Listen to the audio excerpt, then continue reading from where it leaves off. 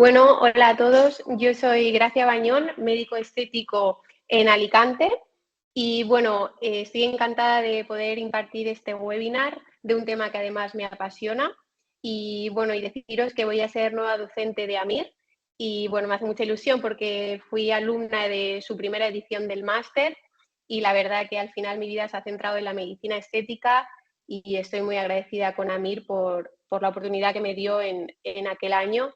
Y ahora que venía a contaros un poco cómo ellos abordan este máster y cómo está enfocado para la gente que esté interesada en cursarlo, cómo lo pueden realizar y cómo está establecido el modelo que ellos tienen planteado. Es muy importante que sepáis que son 90 créditos que están avalados por la Universidad a Distancia de Madrid y que es la UDIMA y BAMAC. La duración del máster son 11 meses, se inicia en septiembre y finaliza en abril. Y además tienen un formato muy interesante que es semipresencial y flexible, que eso quiere decir que, bueno, que aunque hayan días pactados para acudir a sus clases, siempre lo tienen grabado en alta calidad para en algún momento que no podáis acudir, podáis seguir el temario sin problema. Cuenta con 200 horas de prácticas, que al final es la parte más interesante de un máster, que podamos salir con algunos dotes ya hechos de práctica para la hora de empezar con nuestra consulta. Y lo más importante es que cuentan con casi más de 2.000 pacientes por cada edición para la práctica de los alumnos, es decir, cuentan con unos 50 pacientes por cada fin de semana de práctica. Eso es pues para mí lo más importante. Además, tienen 4 sedes, en Madrid, en Sevilla, en Barcelona y Bilbao, y me consta que, bueno, que están trabajando para estar en más partes de España. Este año ya es su 12ª edición, así que, bueno, está en viento en popa y la verdad que siendo punteros a nivel nacional. Se hacen unas clases teóricas en alta calidad, que los tenéis en formato PDF para descargarlos en la plataforma online, y una vez que se van terminando los temas, se van haciendo unas evaluaciones tipo test para asegurarnos que estamos entendiendo la materia. Siempre podéis preguntar dudas y tener un tutor al que acudir en caso de que alguna materia no os esté quedando clara. Además, hay prácticas presenciales que se relacionan con cada módulo y que tenéis pacientes modelos para poder realizarlas. Y tienes un taller final de prácticas que es muy útil porque es donde por fin todo lo que hemos aprendido se puede poner en práctica.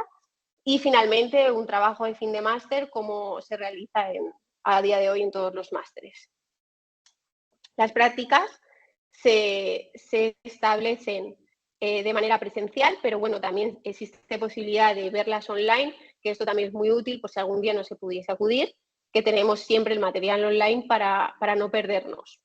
Los grupos son reducidos, se dividen en boxes y puedes estar en contacto, todo el rato en contacto con el profesional para todas las dudas, o si quieres realizar el procedimiento y te surgen dudas durante la realización, puedes estar en contacto con los docentes. Siempre se realizan en fines de semana para no coincidir con nuestro trabajo y se realiza sobre pacientes reales y piezas anatómicas, que eso también es muy útil porque, bueno, pues porque es cuando realmente aprendes. Además consta de varios premios de excelencia, así que bueno, aquí os dejo todas las plataformas donde podéis seguirlos y así estar en contacto con ellos si lo necesitáis.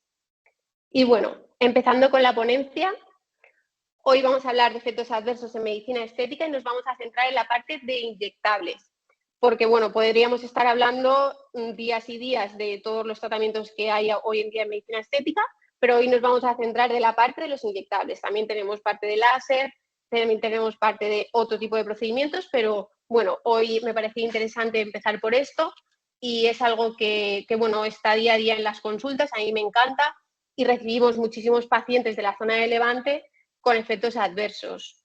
Y bueno, pues la verdad que la mayoría son muy leves y se pueden solucionar o se deberían de solucionar en la misma consulta que se ha realizado, pero por desgracia no es así. Entonces, a mí me llama la atención, ¿no? Porque hay mucha gente que inyecta, pero luego hay otra gran parte de esos médicos que inyectan y no saben resolver problemas que, bueno, pues que son muy sencillos, que estoy segura que no van a suponer un problema para ellos abordarlo, solo es falta de conocimiento. y además creo que entre todos podríamos estar haciendo una labor ayudándonos para que el mundo de las complicaciones fuese más sencillo entre todos nosotros, pues no sé, con ideas de crear grupos o no sé de qué manera hacerlo para que cuando tengamos una complicación podamos compartirlo entre varios profesionales y ayudarnos unos a otros, porque al final creo que, por gracias a Dios, la medicina estética tiene pocos efectos adversos, pero el paciente cuando lo sufre es muy exigente y tenemos que estar a la altura para saber resolverlo. Hoy quiero aportar mi granito de arena y, bueno, pues encantada de poder ayudar en lo que yo sé y, bueno, dispuesta siempre a seguir aprendiendo de la mano de los compañeros. Esto es un poco la bibliografía en lo que se basa hoy esta ponencia. Como veis, es bastante extensa, pero la más importante de todas para mí es la publicación que yo realicé sobre un incidente inflamatorio tras infiltración de ácido hialurónico de una paciente mía que se infectó y, bueno, pues fue una auténtica odisea con accesos de repetición y la verdad es que es un caso que se resolvió sin incidencia, pero bueno, estuvimos muchos meses con ella y, bueno, al final hice una publicación y hice una revisión sistemática brutal de todo lo que había publicado hasta la fecha. El último artículo publicado es de 2022 y toda la charla está en base a estos artículos, así que lo bueno que tiene es que es de una revisión de hace muy poquito tiempo. Lo más importante, ya modo sencillo, me han dicho que no me extienda hoy mucho y que vaya con cosas claras y, bueno, que ya si en algún futuro podemos abordar este tema más en profundidad. Voy a hacerlo lo más esquemático posible y sí que es verdad que si tenéis dudas, ir dejándolas por escrito, que cuando acabemos el webinar dejaremos un ratito para contestar las dudas que hayan más importantes y, de todas maneras, si queréis la bibliografía más detallada, porque está muy pequeñita, no dudéis en contactar conmigo porque os paso toda la bibliografía que queráis, ¿vale? Bueno, es importante saber que hay tres grandes grupos de efectos adversos en los inyectables. Unos son los vasculares, fan temidos, otros son los inflamatorios y otros son los grandes conocidos, que son los infecciosos. A mí es la parte que más me gusta, pero seguramente que es porque me ha tocado vivirlo y al final pues me metí de lleno en la materia y he disfrutado mucho y he aprendido muchísimo sobre esto. Vamos a centrarnos primero en los vasculares. Tenemos los hematomas, las rojeces post-tratamiento y las isquemias, que son las grandes temidas en este mundo. Tenemos isquemias por inyección directa en el propio vaso, que eso se suele observar durante el propio procedimiento. No siempre se ve, pero lo normal es que lo veamos en el momento del procedimiento y son por haber inyectado el producto dentro del vaso. Pero existen las isquemias por compresión tras la inflamación del producto, que comprimen este vaso por la inflamación y es posterior al tratamiento, y normalmente estas son las que pasan desapercibidas y las que yo más he tenido en mi consulta derivadas de otras clínicas, porque la gente contacta y parece que sea un simple morado en la foto que pides, o el dolor lo puedes estar pensando que es por la inflamación, se suelen confundir. Entonces, cuando las ves en consulta, realmente ves que no hay reperfusión, que la zona está blanquecina y que realmente se trata de una isquemia. Y estas se resuelven súper fácil, pero hay que intentar que no se nos pasen por alto porque, bueno, pues porque sí que puede ser que luego sea más difícil de resolver. Aquí os he dejado un poco un esquema de cuando tenemos un efecto adverso por inyección directa en el vaso, cuáles son los signos inmediatos que solemos observar, que suele ser dolor agudo, pero no os confundáis porque, o sea, no os confiéis porque no siempre hay un dolor agudo, porque sabéis que muchos productos llevan lidocaína y si justo pasa que la inyección en el vaso es en el último punto que estamos realizando y la zona está ya muy dormida, es posible que la paciente no note dolor.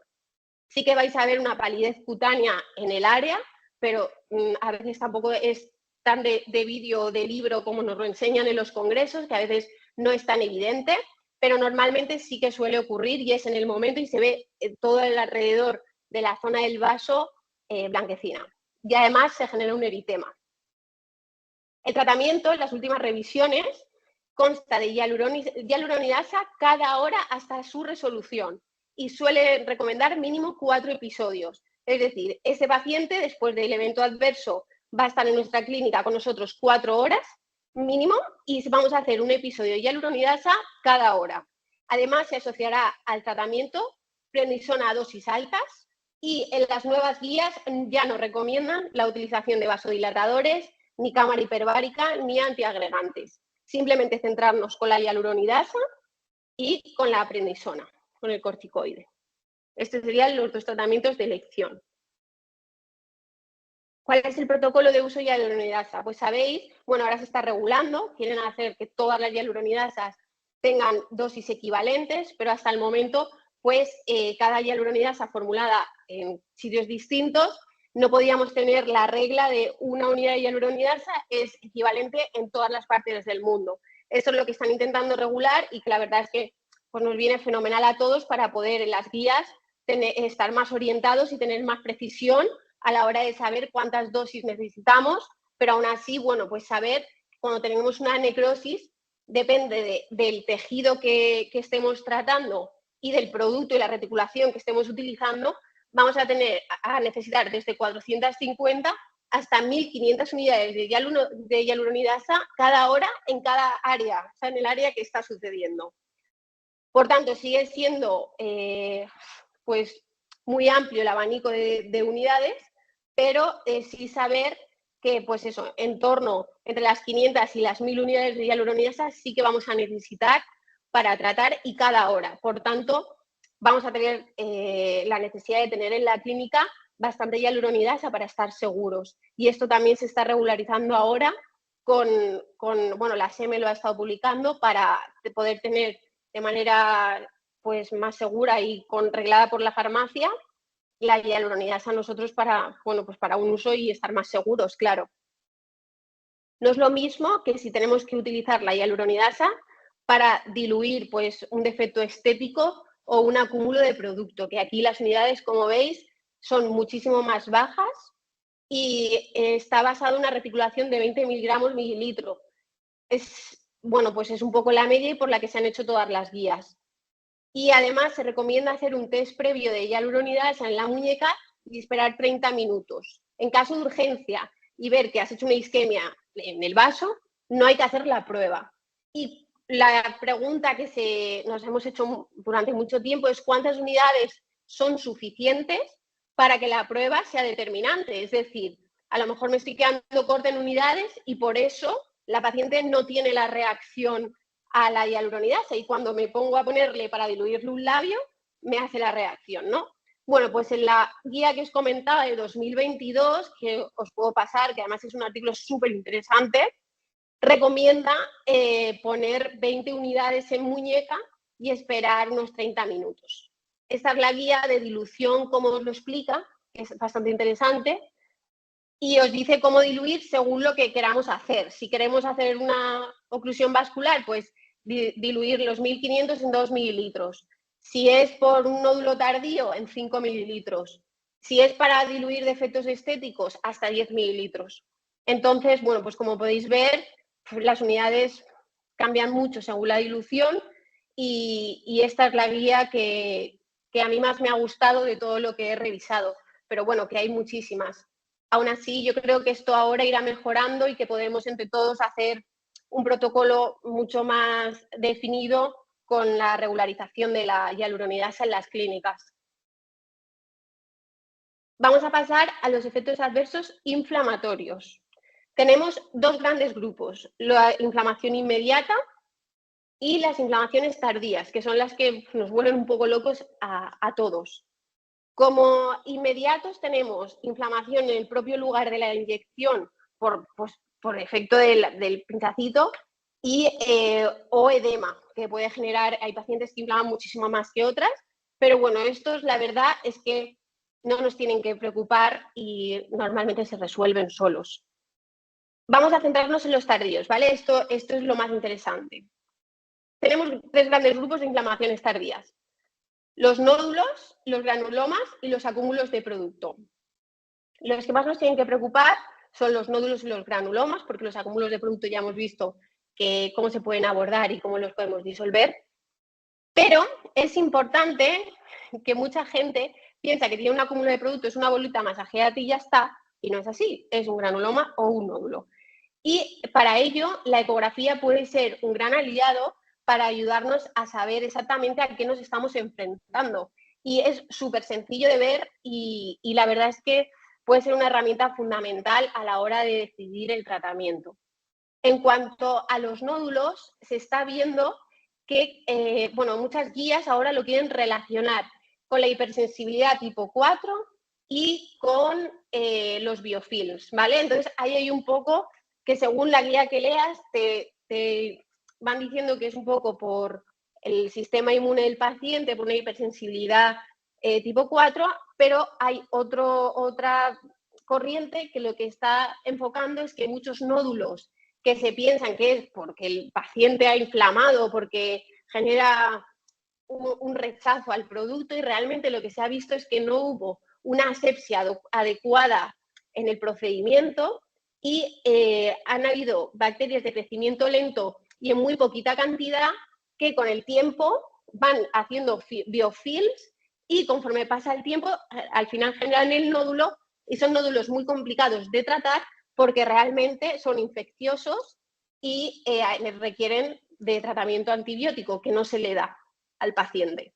Esto es un tema muy interesante que yo creo que aún queda mucho por estudiar, pero bueno, que podría estar relacionado. Al final, todos sabemos que no se hace en un campo estéril estos procedimientos y que la asepsia también es un poco confusa, ¿no? Porque todos decimos, se hace en un medio de asepsia ya, pero es que la asepsia no está tampoco reglada de esto es asepsia y esto ya no es asepsia. Entonces, que estaría muy bien intentar conseguir que, pues si el campo no es del todo estéril, pues que se pareciese bastante, porque a lo mejor podríamos evitar que muchos nódulos tardíos que aparecen no apareciesen o fuesen mucho más leves. Esto es algo que yo dejo en el aire. También estaría guay hablar un día sobre asepsia y cómo crear un campo y qué material se necesita para establecer un campo seguro para el tratamiento de un paciente. Bueno, ¿qué tratamiento utilizamos para los eventos inflamatorios? Pues la corticoterapia a dosis altas va a ser nuestra mejor amiga.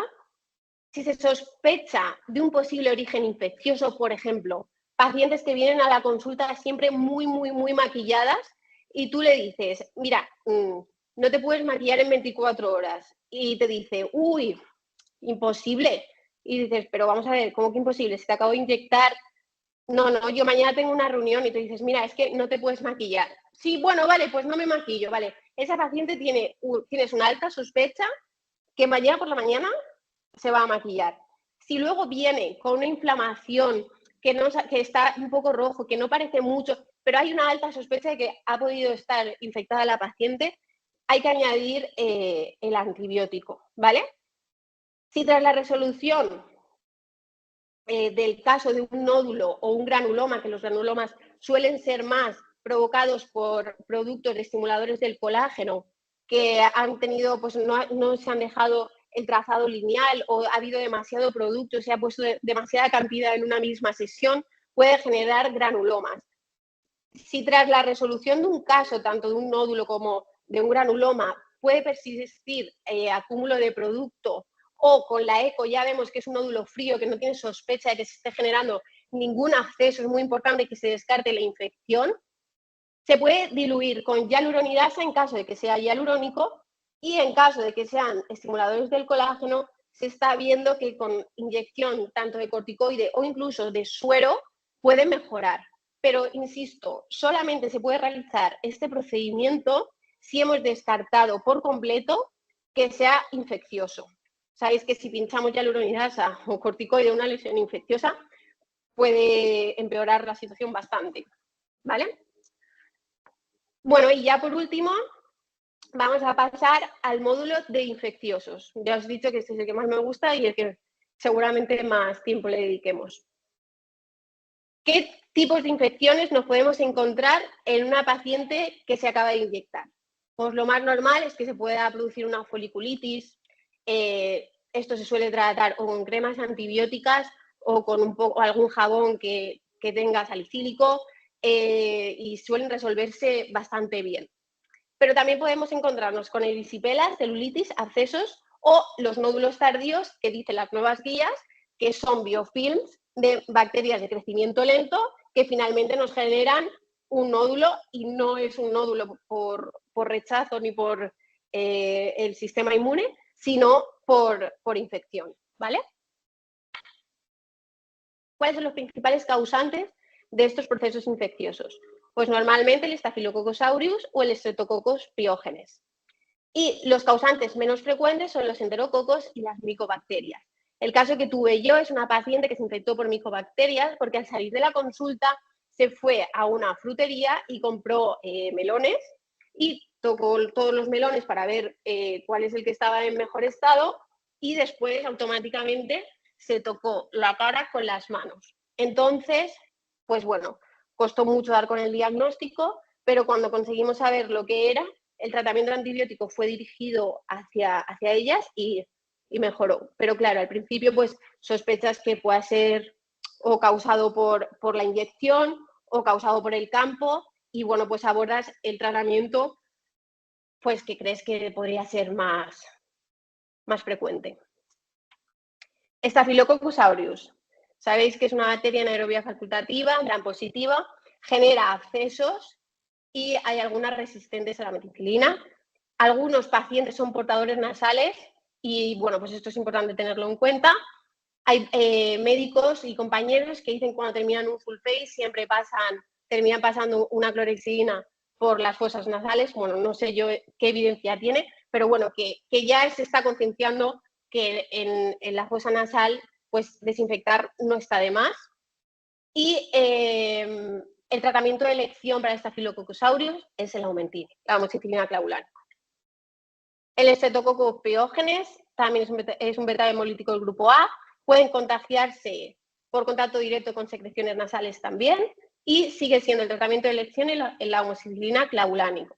Para pacientes alérgicos a beta-lactámicos podríamos poner acitromicina sin problema. Y también las resistencias a macrolidas altas, también podríamos utilizar la acitromicina. Además, lo bueno que tiene la acitromicina es la adherencia al tratamiento, que al ser solo 3 días y tampoco provocar hongos vaginales, pues normalmente las pacientes se adhieren mejor a este tratamiento que al Aumentin. Pero bueno, ya sabemos que el tratamiento de elección sigue siendo amoxicilina clavulánico. Esto es lo que, bueno, ya lo he dicho, pero lo he puesto en una más gráfica para que veáis que de todos estos el tratamiento es el amoxicilina clavulánico durante 10 días.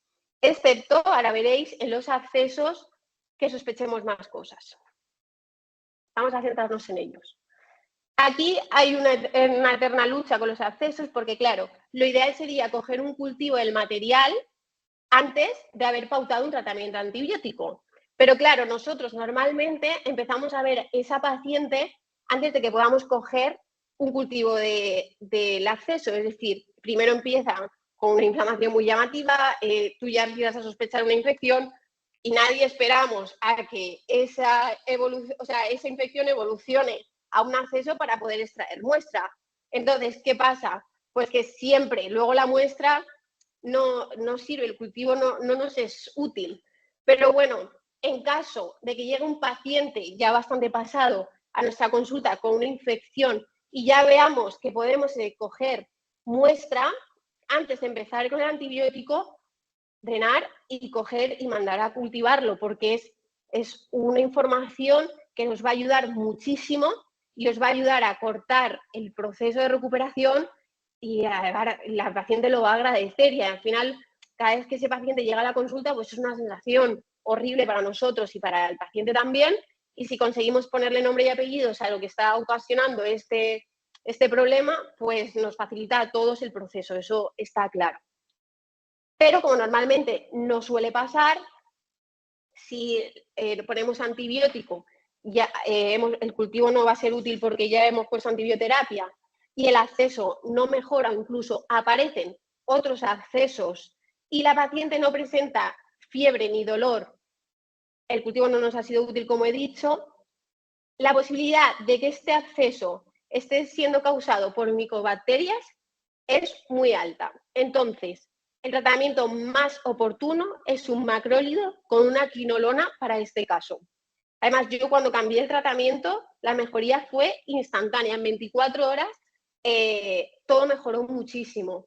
Entonces, bueno, pues que tengáis esa sospecha, porque a veces tenemos abscesos y, bueno, nos entramos ahí con el Aumentina a tope y no mejoran. Incluso aparecen nuevos abscesos y aunque se haya infectado una zona, se te inflama la otra que también se trató, incluso hace 2 años, pues también ahora está inflamada. Entonces la paciente empieza a inflamarse y bueno, pues es horrible. Vamos a centrarnos en qué tratamiento, como os he dicho aquí, el macrólido más la quinolona en el acceso, pues nos vamos a centrar en claritromicina, que pertenece a la familia de los macrólidos, detiene el crecimiento bacteriano y es un antibiótico muy útil en celulitis y abscesos cutáneos porque cubre a las micobacterias, que suelen ser los causantes cuando no conseguimos combatirlos con el Aumentine, como habíamos comentado. Además, le añadimos una quinolona, que en este caso es el ciprofloxacino, porque es altamente efectivo para las bacterias gram negativas y tiene mucha difusión en los tejidos blandos. Además, consigue penetrar a través del biofilm y puede ayudarnos mucho a resolver un problema, incluso evitar que se termine formando un biofilm si no estamos atacando con el antibiótico adecuado el proceso infeccioso. Es muy efectivo tanto en Pseudomonas como en clamidia y en micobacterias. Por tanto, la unión del macrólido con la quinolona estaría cubriendo tanto la creación de un biofilm, una alta penetración en tejidos blandos y son muy útiles para la generación de un absceso. Vale, ¿qué hacemos con los corticoides en infecciones? También me he encontrado muchos pacientes que vienen a consulta que tras ser diagnosticados de una infección le han retirado el corticoide de golpe, entonces el paciente se ha vuelto a inflamar, pero a lo bestia. Entonces, es importante que tengamos en cuenta que el corticoide es un gran aliado para las infecciones que tenemos. De hecho, mi paciente también le hemos seguido con infecciosas y en todo momento hemos mantenido prednisona a dosis altas y junto con el antibiótico y evitábamos episodios de mucha inflamación, que al final eso es lo que más agobia a la paciente. Y si es cuando se inflama un pómulo, el párpado va detrás, capta agua y es que prácticamente no pueden ni abrir los ojos. Entonces, que es importante que no nos olvidemos y que no tengamos miedo a tratar con corticoide a dosis altas cuando tenemos una infección de este calibre, ¿vale? Siempre unido a la antibioterapia y cuando se nos desborda todo el proceso inflamatorio, si encima está infectado y encima retiramos el corticoide, es que pues es un cóctel que el paciente pues, se desborda y bueno, lo pasamos fatal. ¿Qué pruebas complementarias son necesarias para este tipo de pacientes? Pues como hemos hablado, el cultivo de la muestra, si es posible, una analítica para valorar desviación a la izquierda, es decir, leucocitosis, neutrofilia, y si podemos, pedir una procalcitonina. Es verdad que yo en la clínica realizamos analíticas y es verdad que no todas las pruebas que tú puedes pedir aquí las tienes con la velocidad que como en un hospital. Entonces, bueno, pues pedir primero los patrones, o sea, todo lo que más nos va a ayudar en el momento de la urgencia, pero bueno, luego el resto de cosas que necesitemos podemos esperar y que el paciente vaya a su hospital, se lo realice o como consideréis. Pero bueno, que algo leve sí que tendríamos que tener todos en la clínica un laboratorio en el que poder derivar este tipo de muestras para nosotros tener un abordaje mucho más completo. Y luego vuelvo a insistir en la ecografía. También me encantaría un día, si se puede, y a mí me da la oportunidad, de poder hablaros de ecografía, porque es otro tema que a mí me apasiona. Yo he aprendido mucho con el doctor De Cabo, es un radiólogo de Barcelona que a distancia te lee ecografías. Cuando tienes dudas puedes mandarle los cortes de la ecografía y él te los informa, incluso es majísimo, te llama, te da su punto de vista, tú le cuentas un poco también el paciente y pues bueno, llevo 4 años trabajando con él y de tanta ecografía que hemos ido realizando y él me ha ido ayudando. Yo he ido haciendo cursos también con el doctor Urdiales hemos ido aprendiendo y me he ido formando, me interesa mucho este tema y, bueno, pues hasta al momento soy capaz de evaluar muchísimas cosas que hace 4 años me parecía imposible y la verdad es que es bastante sencillo, son patrones ecográficos muy simples y que nos ayudan y nos aportan mucha información. Por eso, la ecografía cutánea para las infecciones nos puede adelantar el diagnóstico porque en el momento que se está formando ese absceso, ecográficamente ya lo puedes ver y clínicamente todavía no.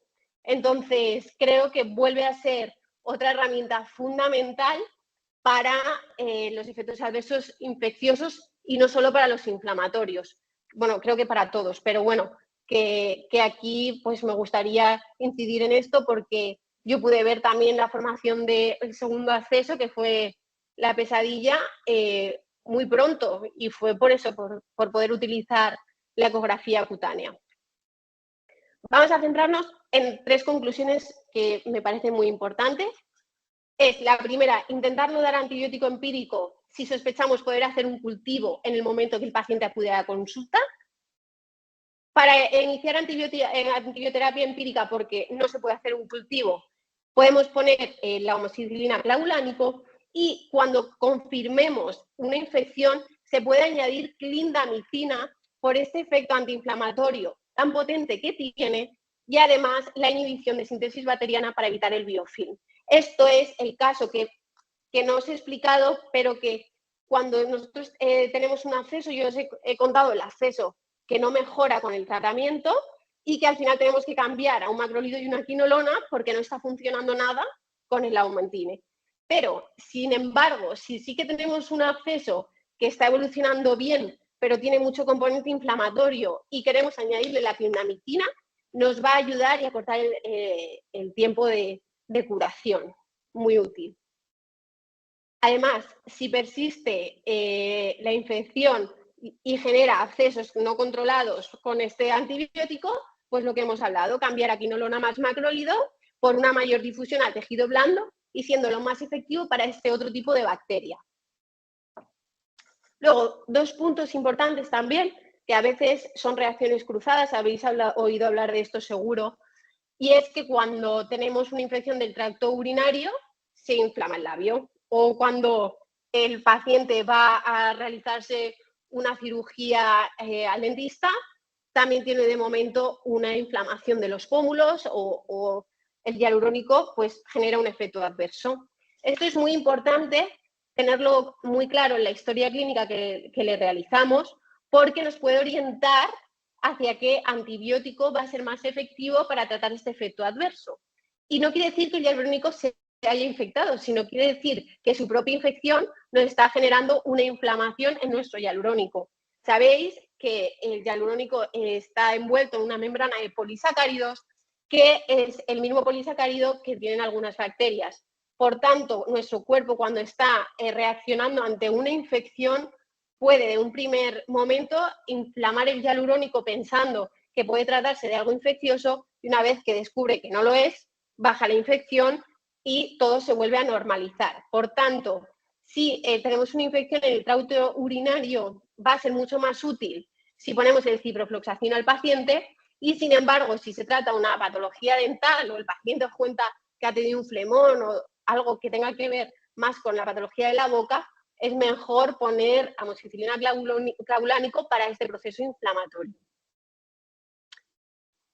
Bueno, pues hasta aquí la ponencia de complicaciones y espero que os haya gustado muchísimo. Ahora resolveremos algunas dudas y es muy importante deciros que si os animáis a cursar este máster durante este año, podéis apuntaros y ahora están con un 15% de descuento en la matriculación y podéis utilizar mi código de Gracia Bañón para poder disfrutar del descuento. Espero que hayáis disfrutado y bueno, poder ayudaros a aportar un poquito de sabiduría en el tema de efectos adversos que tanto me gusta. Voy a dejar de compartir pantalla y vamos a ver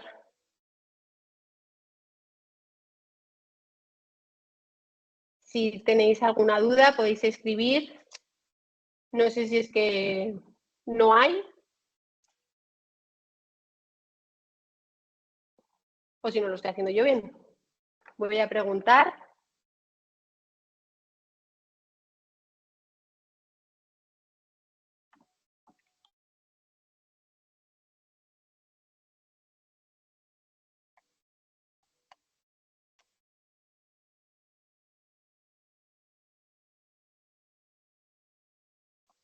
Bueno, pues parece que no hay ninguna duda, así que esperamos un par de minutos.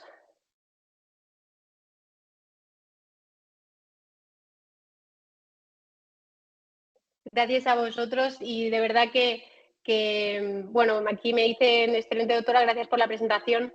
Pues yo agradeceros a vosotros que queréis escuchar, porque al final no es tanto mostrar que una ponencia, sino como una llamada para el conjunto de médicos que tenemos que seguir luchando pues para formarnos en este tipo de complicaciones, porque creo que no son muy complicadas ni de gestionar ni de saber abordar, pero que al final pues cuesta formarse en ellas y además un abordaje multidisciplinar ayuda muchísimo a que el paciente pues se encuentre mejor. Entonces, si consiguiésemos pues una comunidad de efectos adversos que pudiésemos ayudarnos entre todos, sería lo ideal. Pues mira, aquí hay otra pregunta muy interesante. Pone, ¿cuánto tiempo esperas para ver si cambias de antibiótico? ¿3, 4 días a que finalice el ciclo? O sea, yo recomiendo mínimo haber estado 5 días con un mínimo tratamiento para luego decidir cambiar a otro, porque si no es verdad que no te da tiempo ni a ver la evolución.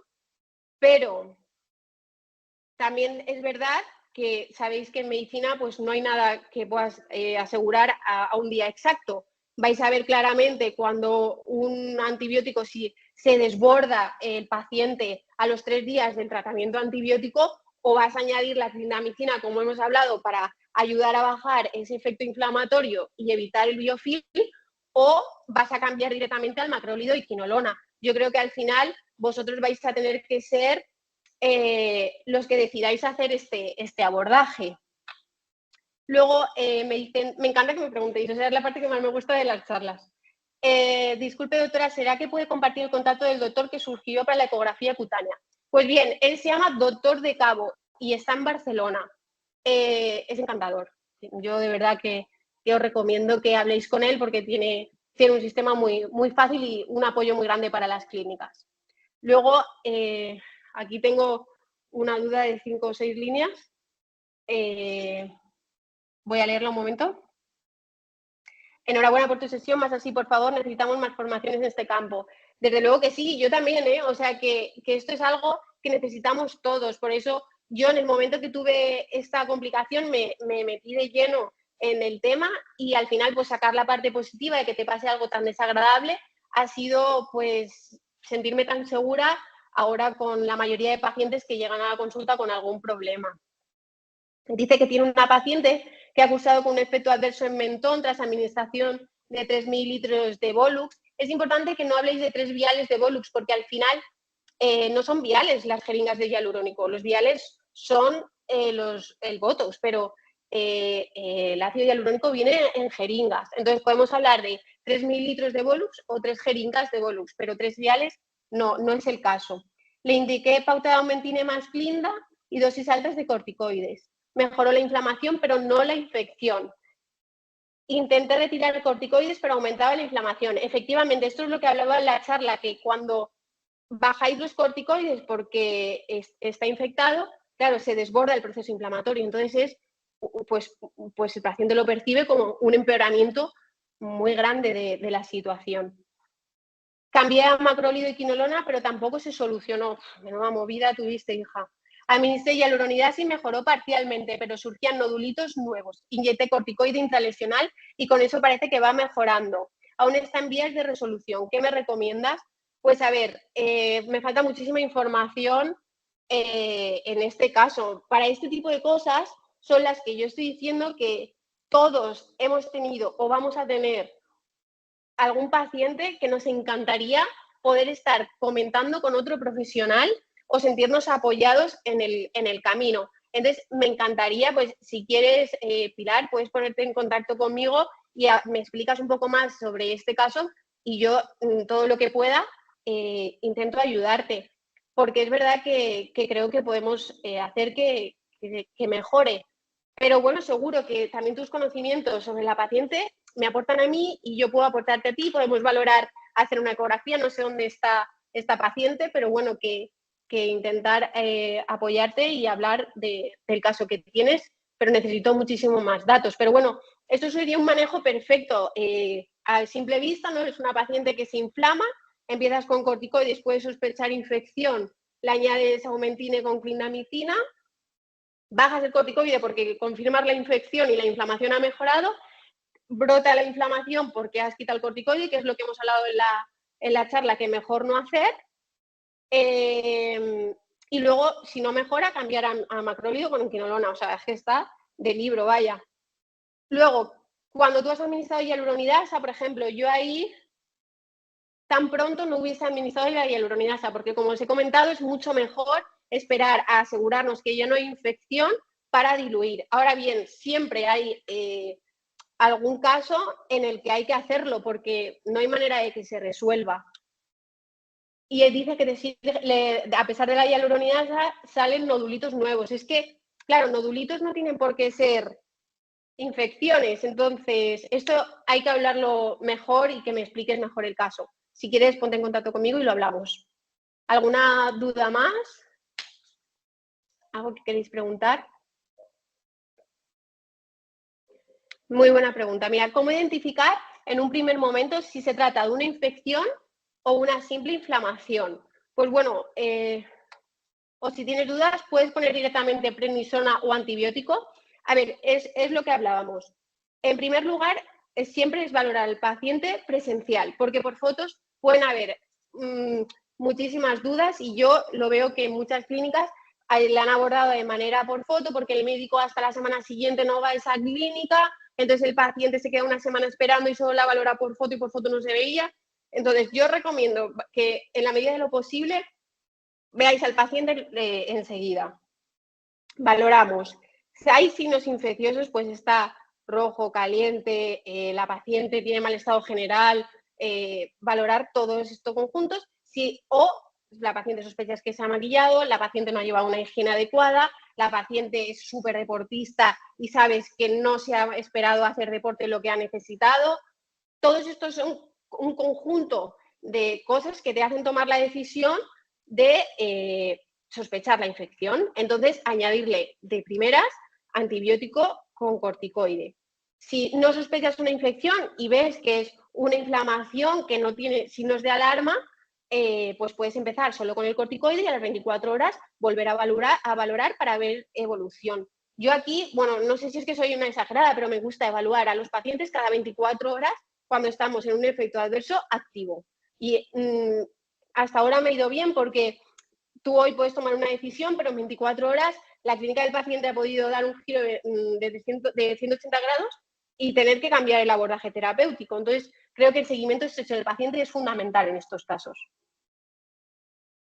Espero haberte solucionado la duda. ¿Más dudas? Gracias a ti.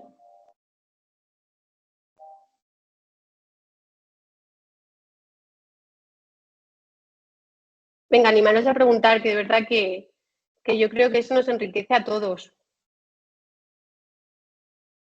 Sois muchos los que estáis conectados, así que seguro que hay más dudas.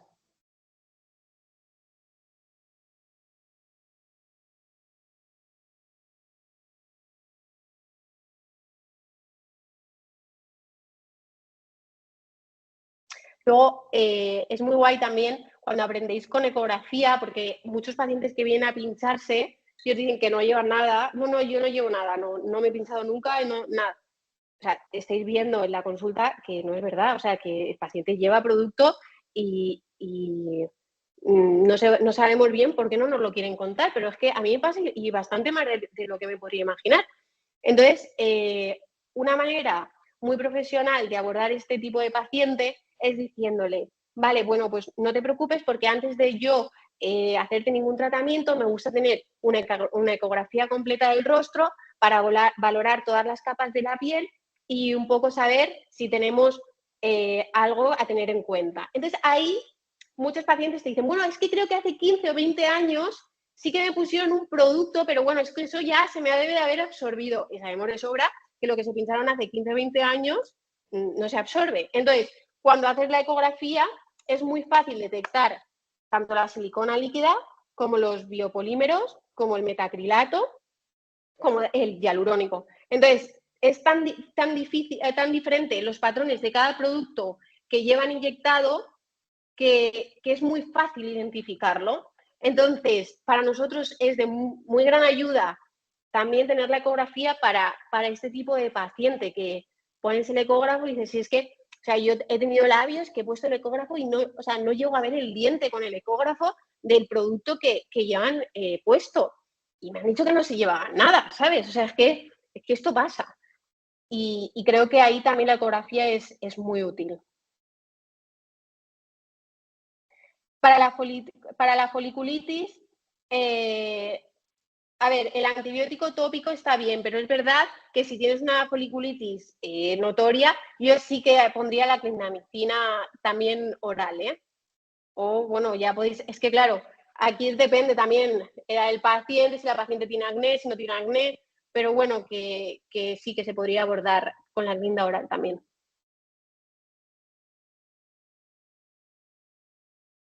No soy muy partidaria de poner antibiótico tópico, solo un antibiótico. Pero bueno, si es un caso de una foliculitis muy localizada y que sabéis que no va a generar más brotes en el futuro y tal, pues se podría utilizar tópica. Si tenéis más dudas.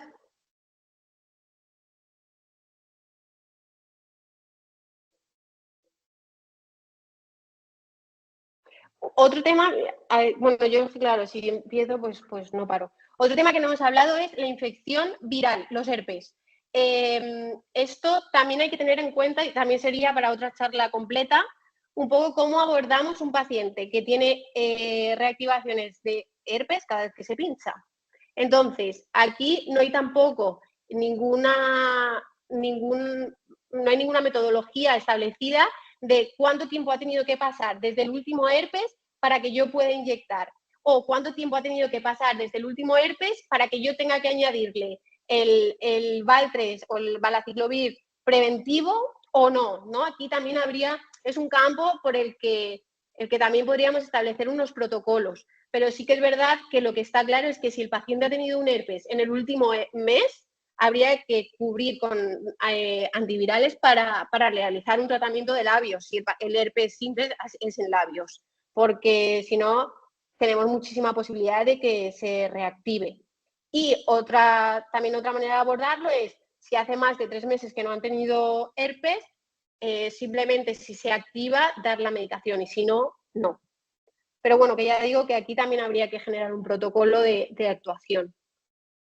Que no hay nada publicado sobre ello.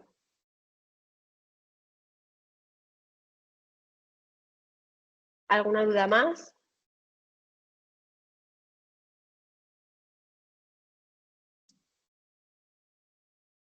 Yo creo que ya hemos agotado, ¿no?, todas las dudas.